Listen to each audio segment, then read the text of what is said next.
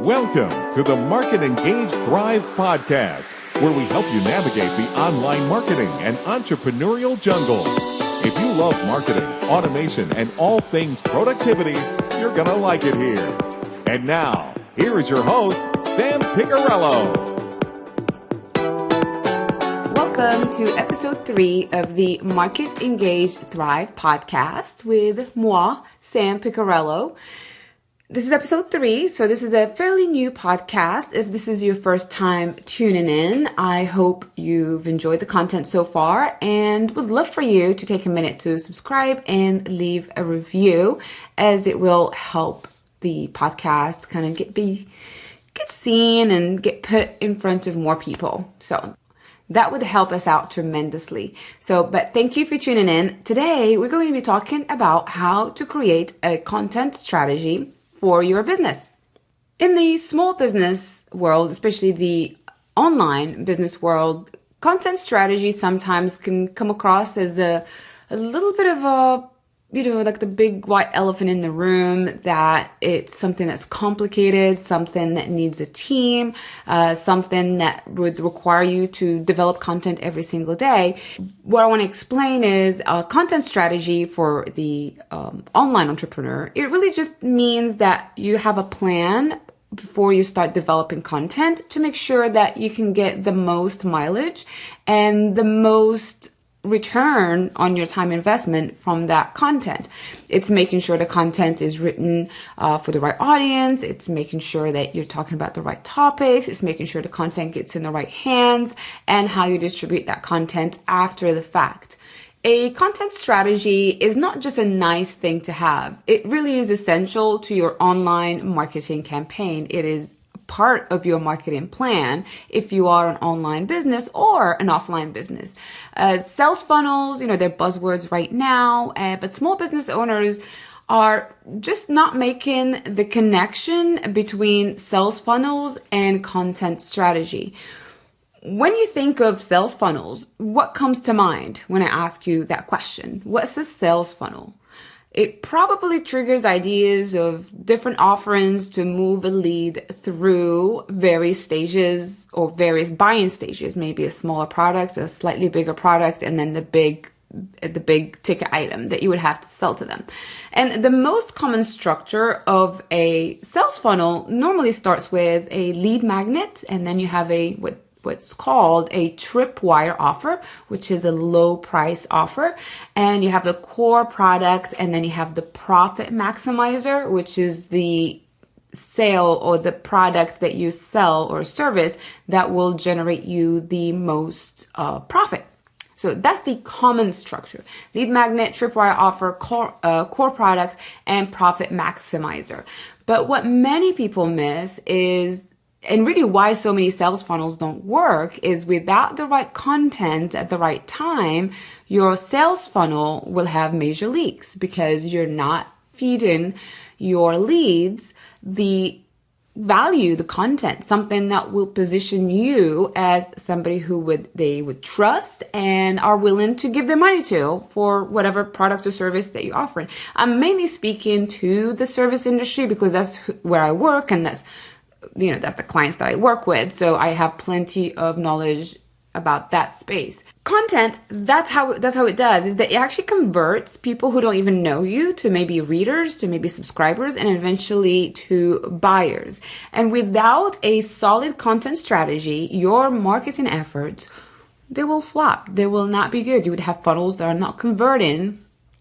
Even if you don't have funnels, let's just say you just have a blog and you put content on the blog, you share it across social media, and then people are just not reading your blogs, or maybe you're sharing your opt-ins and people are just not opted into your opt-in.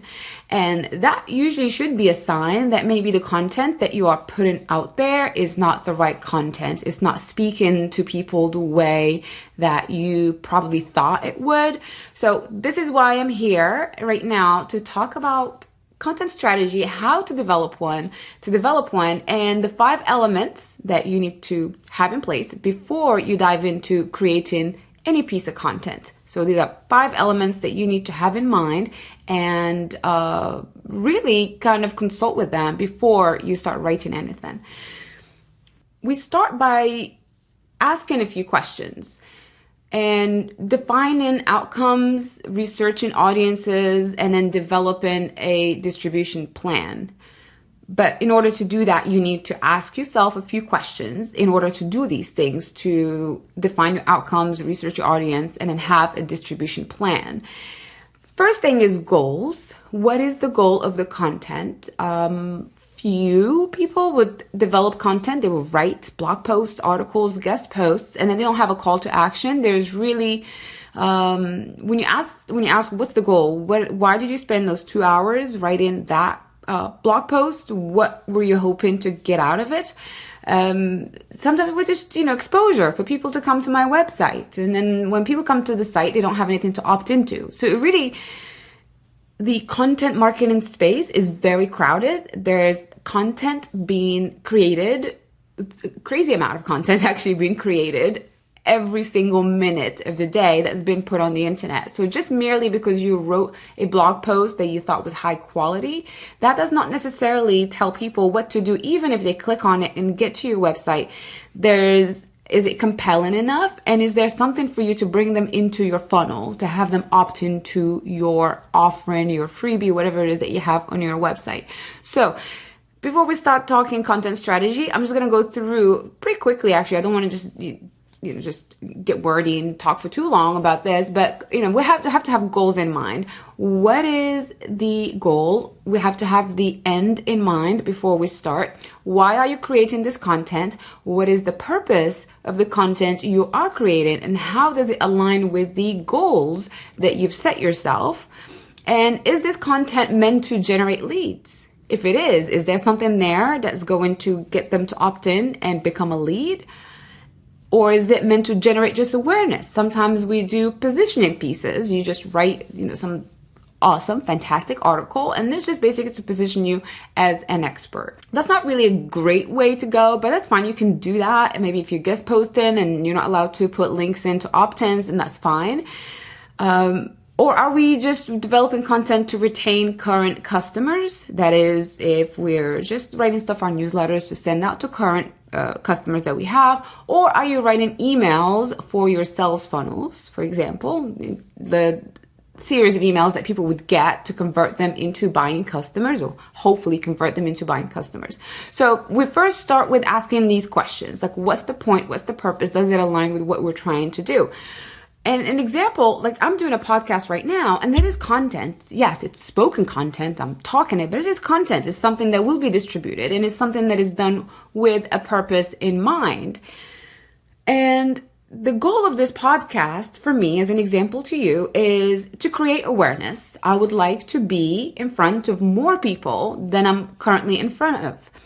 Would like more people to be aware of me, my business, what I have to offer. And the podcast offers me that beyond my Facebook group, my social media channels, or my email list. It does that for me. It's also brand building and positioning. It does exactly what it says. Basically, I am positioning, I am sharing my information, my knowledge, my value with you in the hopes that it will position me in your opinion, or maybe my ideal client's opinion. They say, oh, okay, she sounds like she knows what she's talking about. Let me contact her, or I'll keep listening to her.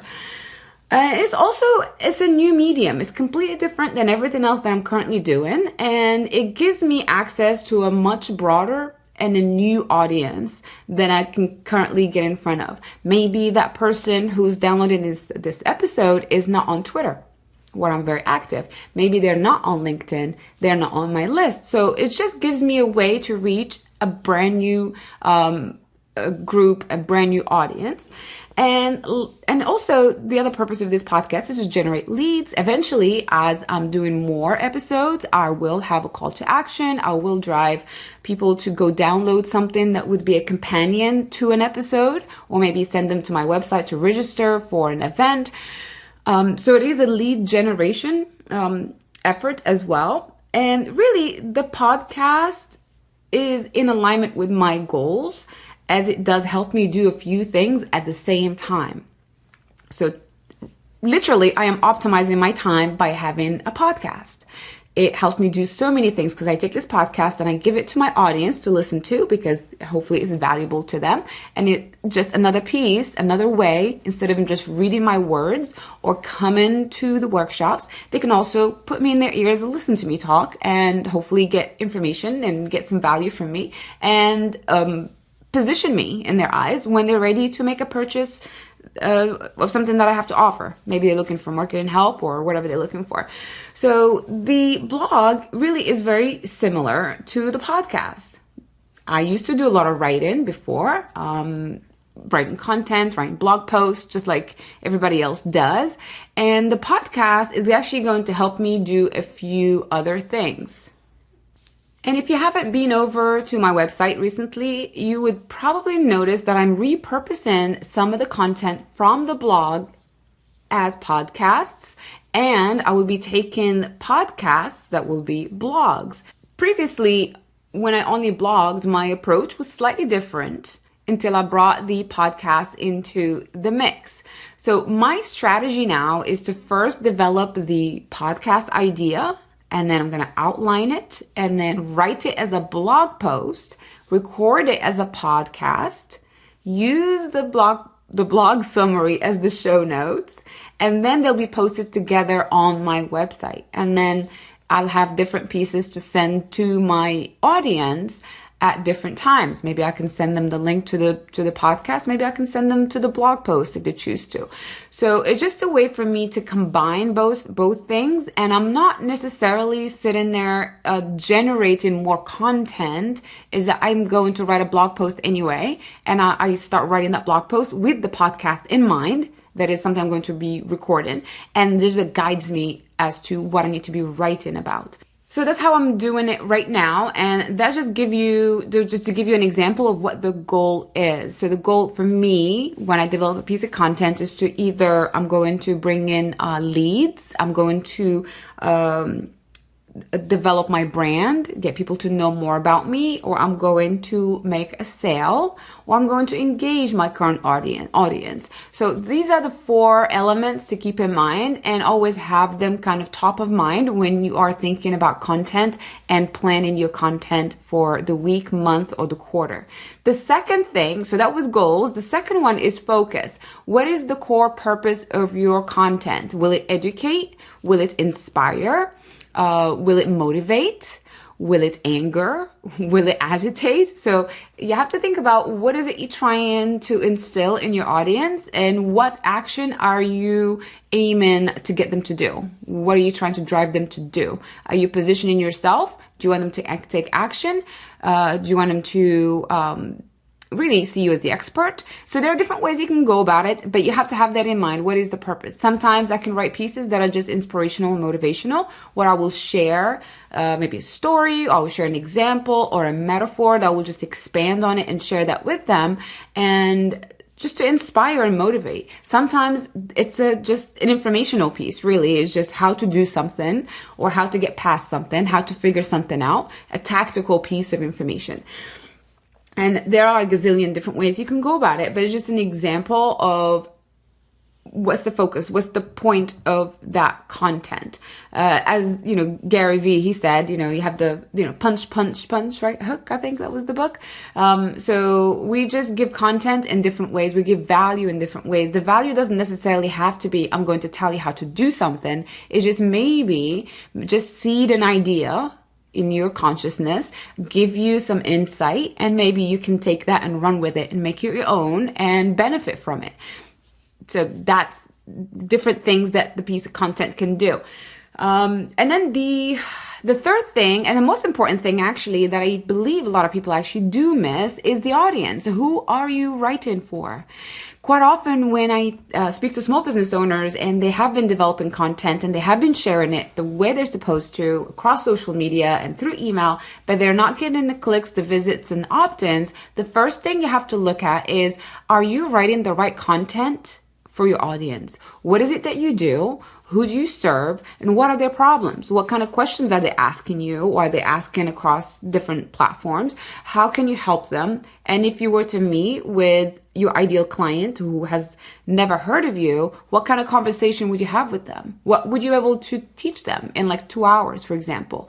What would you be able to share to move them, to motivate them, to inspire them? So these are just different things, different approaches, different ways for you to look at it. And even if you're not clear on your ideal audience right now, the first thing you should do is really go find them and ask them questions.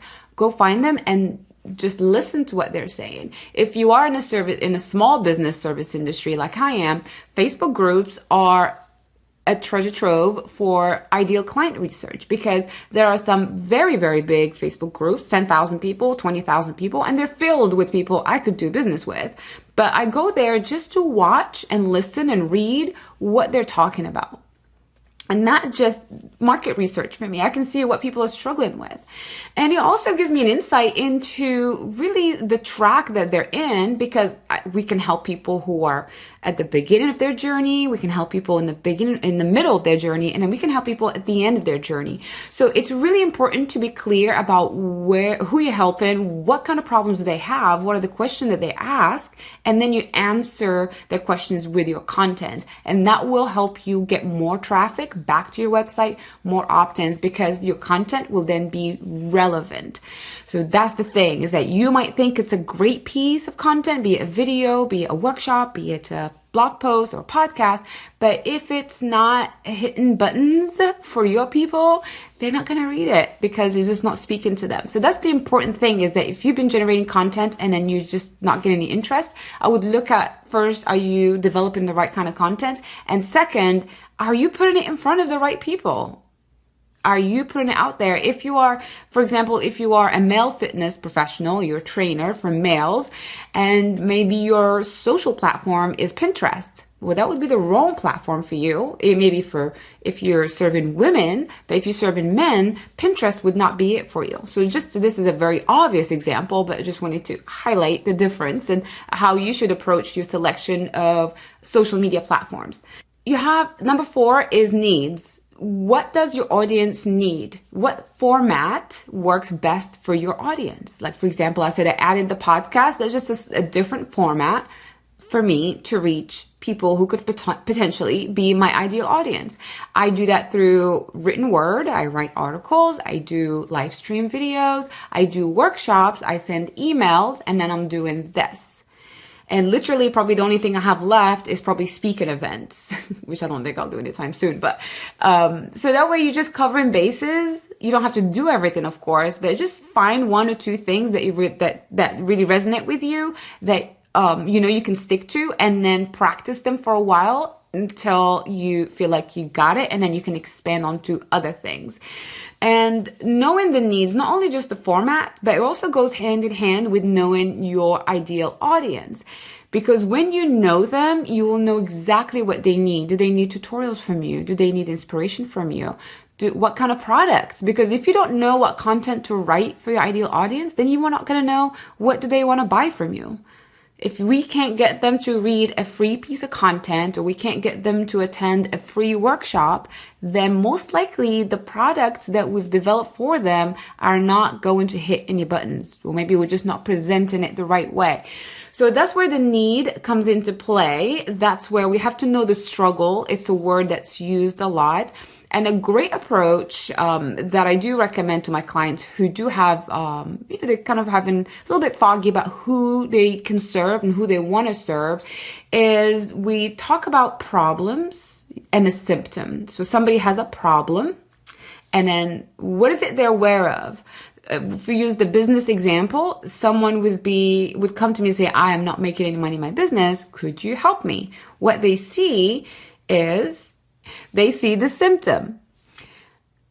So they see the symptom. They come to me and they say they're not making any money in their business. They see that they don't make any money. But they're not really aware what the source of the problem is, because top of mind for them is that this is the problem that I have. This is what I need to fix. And then when you have somebody from the outside coming in, they say, okay, well, the reason you're not making any money because you can find a number of things that you can adjust in their business, and maybe their marketing is not right, the way they're presenting their brand is not right. They're just not doing the right activities to engage the right people who could potentially buy from them. So that's just an example. And then it's good to always think of it's always good to think of problems versus symptoms. What are we aware of? Like a migraine. I have a migraine. I don't have one, but when you have a migraine, that's a symptom. But what's the real reason? What's the real problem? Or maybe you're dehydrated. Maybe you didn't sleep well enough. Maybe you were out in the sun too much.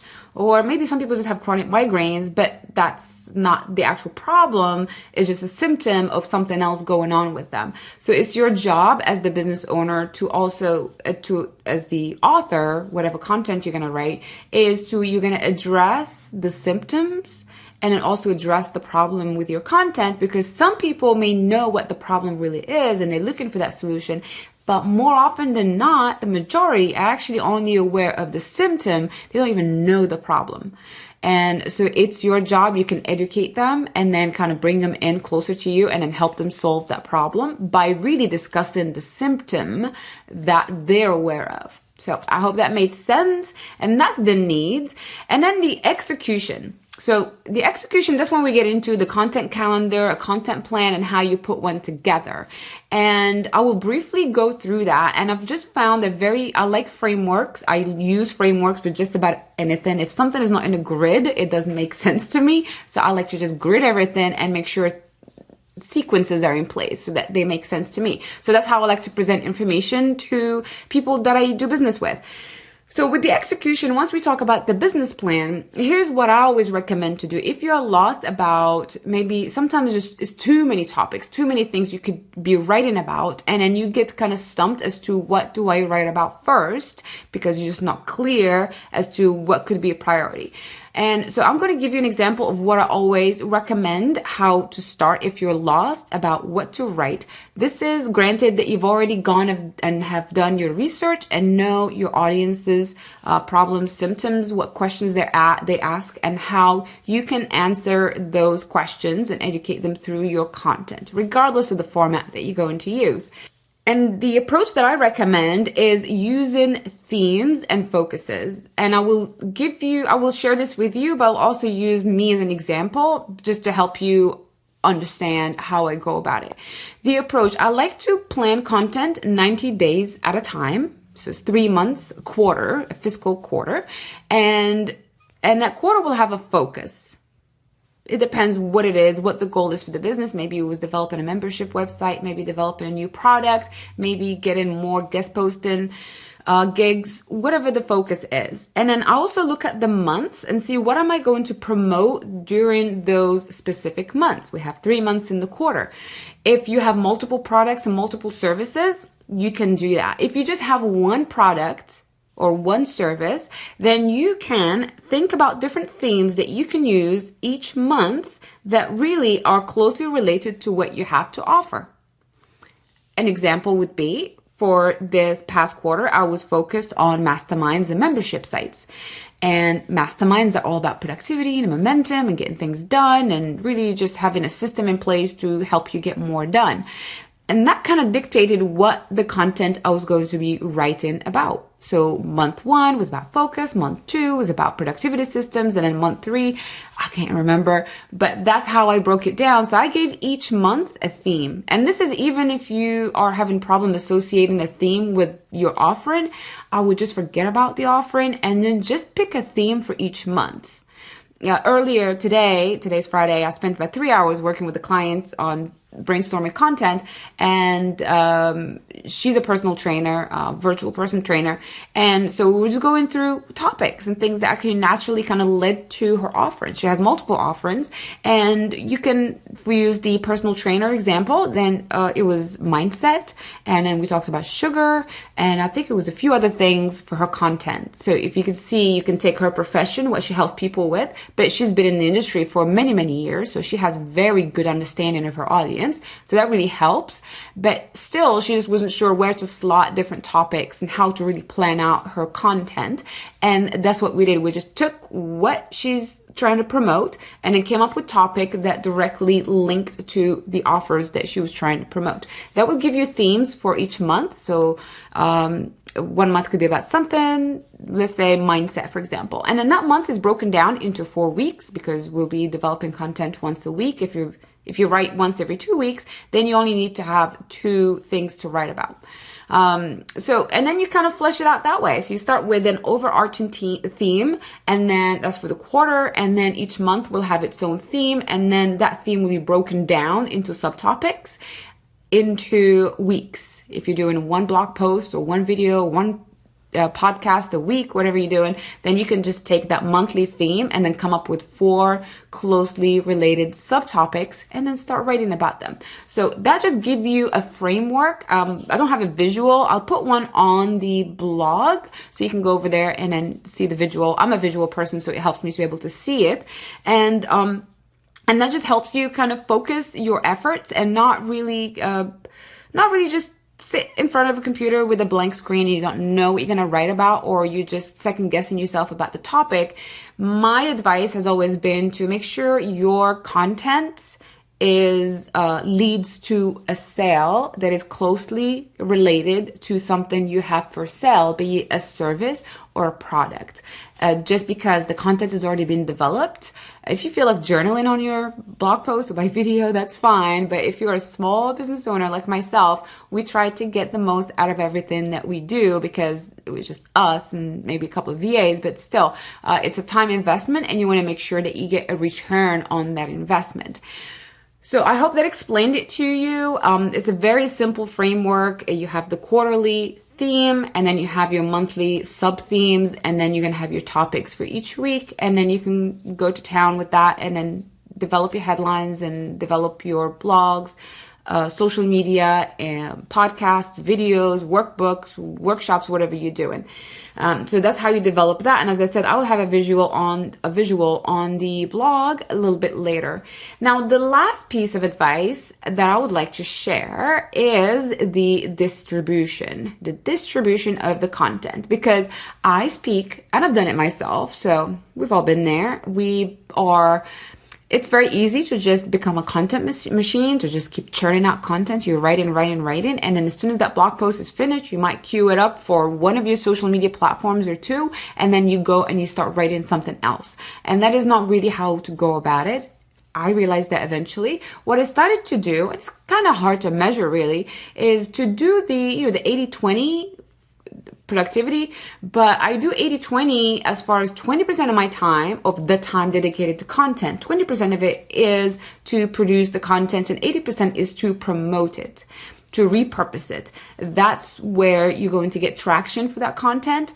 And that usually involves taking the content, just like I gave you the example earlier for this podcast, is that it would start out as a blog post and then it becomes a podcast. That is just repurposing. I already did all the outline and brainstorming for the content. I'm literally just have bullet points in front of me and I'm just going through them and make sure I'm delivering it in audio to you. And so that is repurposing. Then we can take this and take pieces of it and then share it across social media. And then I can take it, give it to my audience to listen to. The blog post will also be shared out.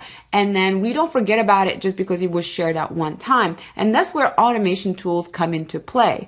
One that I'm using right now is Meet Edgar. You probably heard of it. It's one of the more expensive social media sharing tools or automation tools, but it's totally worth the investment. I've used many other ones. I've used Buffer. I've tried CoSchedule, but Meet Edgar does fantastic things. The reason why is that, and if we're only just syndicating across social media, is once you upload a post or blog, like a link to a iTunes episode, and it's uploaded to that, then it just keeps recycling through the queue. So that means I have a category that says blog posts, and then I just say share 3 blog posts to Twitter, share 1 motivational quote to Twitter, share maybe 2 of other people's blog posts to Twitter, and then I set it and forget it. And it just keeps cycling through the content that I have in the library. You just have to create the content that goes in the library, which doesn't take any time. And then you just add to it as you go. And then you will constantly keep sharing your content. So even maybe a blog post that I wrote 3 months ago will be showing up on my Twitter feed or on my Facebook feed. And I did not have to do anything. So that's one way to repurpose your content. Another way to do it is if you wrote a blog post, before you start, say you are thinking, and I've done this many a times, is like I have a theme for the month, and one time I had list building was the theme for the month. So I knew I was going to be doing a free workshop about list building, and I knew that I was going to be writing blog posts about list building. So before I even started, I knew that the topic I was going to present it. So instead of me working double time, developing the content for the workshop and developing the content for the blog posts, I went and outlined the topic, just bullet point outline, just outlined all of it.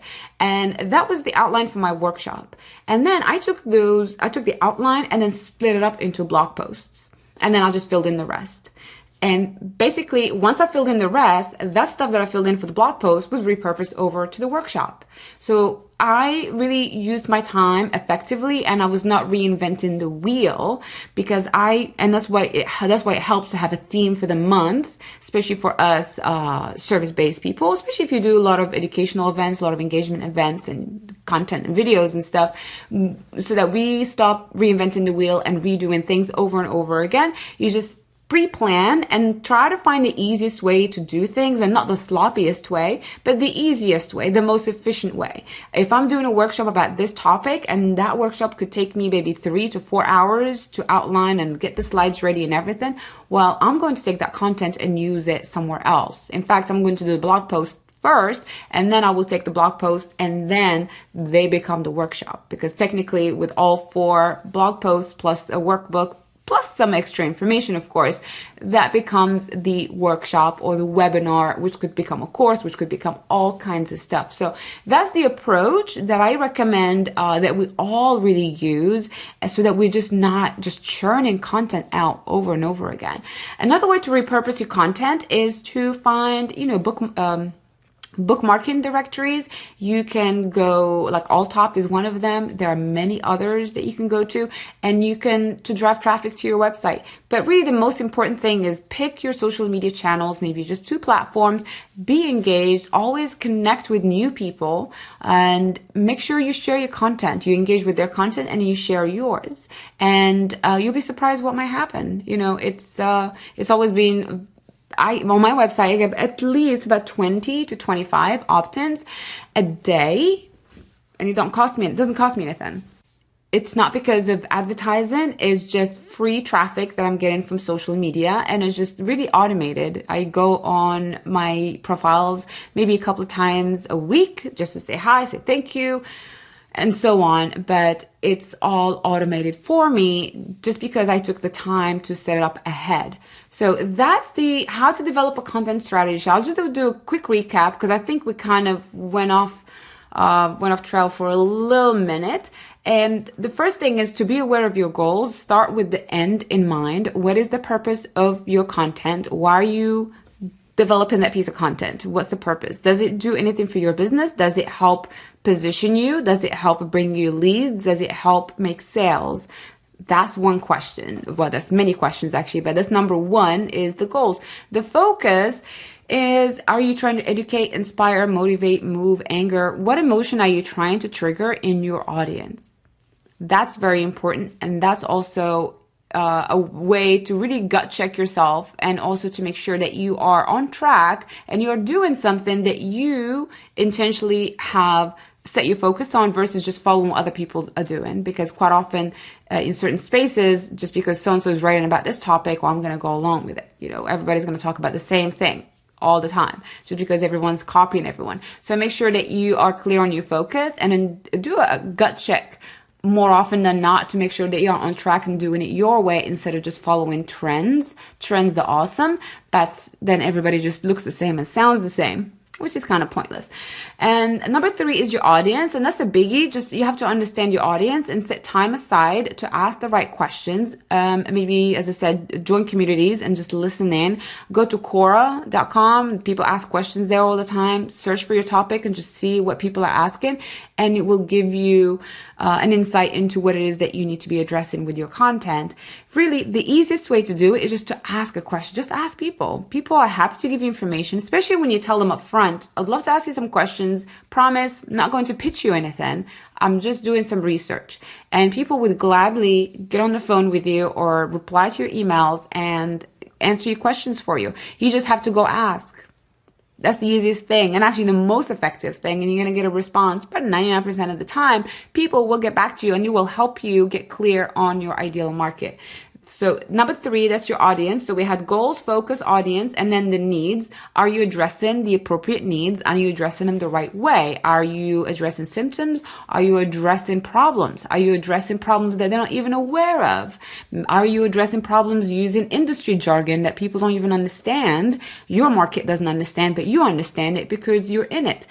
I see that quite often. So you have to speak. That's why it's good to talk to your potential market and know what words they use to describe their problems. So you can use those words too, because they will relate to them more rather than you using industry jargon. So that's the needs. And again, that's just part of really knowing your audience, really being in the trenches with them, and then consistently staying in touch, not just doing your research up front. And this is for the service industry people, especially if you're the service industry and, sometimes you do audience research up front, but then you don't go back and revisit it. But you have to always keep your finger on the pulse because things evolve month in, month out, year in, year out. And then the needs of the marketplace change. But you're going to get left behind if you're not aware of those changes that are happening. So always stay in touch with the needs. Always send questionnaires, quiz, and ask questions. Even from your current clients, people that you're working with right now, it doesn't hurt to ask them, how could I help you further? What kind of problems are you having in your business? And just listen to them talk, or in their lives if you're a life coach or whatever that you do. Ask your current clients. They could be a great source for information for you. And then the last thing that we talked about was the execution and then distribution. And the execution, we talked about the content calendar and how you can use theming to create a content calendar for yourself. And you don't have to really give yourself aneurysm trying to figure out what to write about. Is to maybe just theme your quarters every 90 days, have a focus for those 90 days. And that should dictate everything else that happens in your content department for that quarter. You take that and then you set themes or just focuses for the month. What am I trying to sell this month? As I said, if you're a service industry professional, maybe you are a coach, maybe you are a website designer, you can have particular goals for that month and a focus, and you can just have a focus topic for the month and then then break it down into subtopics and then develop content for those weeks following those subtopics. And then you can sit there for like 2 hours and then you have content plans for 90 days, for 3 months. That's a quarter of the year. Maybe give it an hour and you could plan content for your whole year. If you like, at least you have a framework that you can follow. You can always modify and change, but at least you have something there versus having a blank slate, which is really, that's the biggest reason why most of us struggle with creating content. And then the last thing was the leveraging. Leverage your content by repurposing it. You have to repurpose your content. Do not get stuck in just writing, creating content, recording videos, because there's a lot of content out there already. And then you've spent time developing what you already have. Stop working, stop writing, stop developing content, working on content, and then take what you have and then brainstorm distribution channels and how you can get it in front of more of your ideal clients on the right platforms at the right times. And as I said, automation tools, social media sharing tools, they're the way to go. There are some free ones, there are some cheap ones. But if you are spending 2 hours developing a blog post that nobody sees because you're sharing it, maybe using Hootsuite or whatever, but you're not recycling it enough. It's not going out there enough times. So I always suggest go and find tools, even though they may be an investment, but they will make your life easier. When you're hands off, once you set them, you can pretty much forget those tools. Just update new content whenever you create any. And then it gives you the return on investment for the time that you spent on that blog post, on that video, on that course, or on that email, whatever it is that you wrote. So, that was my dog snoring. Sorry. And so those are really the key things to keep in mind. You have, as I said, you have goals, focus, audience, needs, execution, distribution, and leverage. And that's 5, 6, 7. That's 7 of them to keep in mind. This will be posted as a blog post. You can go over to the blog, sampicarello.com/blog, and you can go read that over there. As I said, I will have a visual. And one parting piece of advice is if you are writing content, if you are doing anything, do what I'm about to do. Always have a call to action. Always tell people what to do next, or ask them what to do next. Give them the option. Make them aware that there is something they can do next in order to either maybe sign up to your list, get them over to your website, download something, buy something, say hello, send you an email, whatever action you want them to take. A piece of content should have that kind of built in, and there is a call to action at the end of everything that you do, just because that would make sense, because you're in business and you put out content to bring people in. It's inbound marketing to bring people into your sphere and onto your email list and into your community. And if you developing content, then that's the perfect opportunity to do that. So make sure everything that you do has a call to action, just like the one I'm about to give you right about now. If you have any topics that you would like me to cover, or you have questions, you have feedback, you want to tell me how awesome this is, you want to tell me how horrible it is, I hope not. You can go over, we have a Facebook group community. It's called the Market, Engage, Thrive with Sam Picarello. That's me. You can go over there by typing in sampicarello.com/group. The link will be in the show notes. Just click on that and come on over and join us. That is the perfect place for you to not only ask questions, but also give me topic suggestions. I have pretty much a brain dump of topics that I will cover in the podcast, but I always love feedback because, sometimes I'm wrong. Sometimes what I think people want to know is not really what they want to know, or maybe what a group of people would like to know, something I hadn't even thought of. So it's always important to ask you, the audience, just like I'm doing right now. If you have any suggestions, please feel free to send me an email as well. Go to the website, sampicarello.com/contact, and then there's a form there. Fill it out and send it to me. And I thank you for your time. This is a brand new podcast. This is the third episode. Yes, third episode.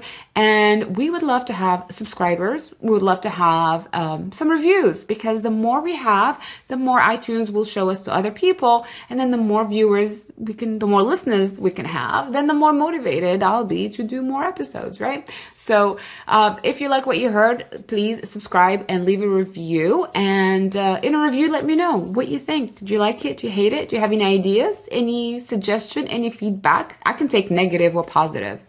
It's perfectly fine. It's all feedback at the end of the day. In fact, actually, side note, I like negative feedback more than positive feedback, because that usually is a sign that there are things that could be working on. Thank you so much for being with me.